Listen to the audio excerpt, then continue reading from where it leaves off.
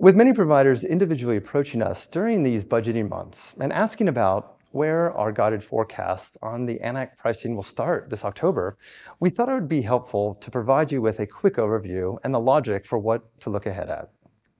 Now, last year, the Fair Work Commission announced an interim increase of 15% to the minimum wages for direct care workers, head chefs and cooks, and lifestyle officers under the Aged Care Award.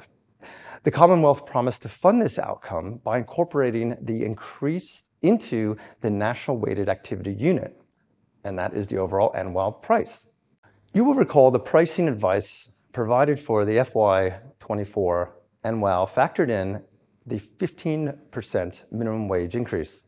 However, many eligible workers were already paid more than the minimum wage, so it could not be treated as the full 15% increase to those workers and those wage expenses.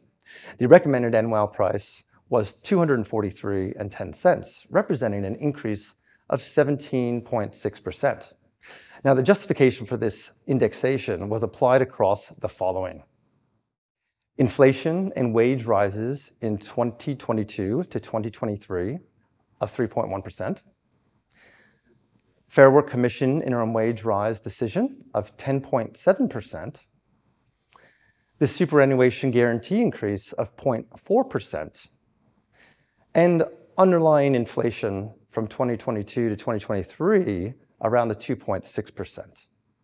Now, most recently, in December of 2023, there was an additional NWAU increase of 4.4%. Combined with the delay to the next indexation, this indicates that the government is taking an incremental approach to pricing its contributions to those direct care activities. Now, what do we anticipate for the year ahead? Well, assuming a similar incremental approach for the new financial year, the new price should incorporate the observed inflation along with the Fair Work Commission's Aged Care Work Value case decision. This could mean we experience initial indexation of anywhere between 8 to 12%, and possibly a secondary adjustment up to 4%, thus targeting a total of 11 to 12% for the entire year.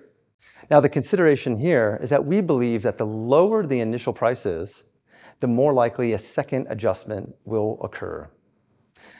Therefore, our conclusion is that the anticipated pricing set for ANAC in the new financial year reflects a balanced approach considering inflation, wage rises, and other economic factors.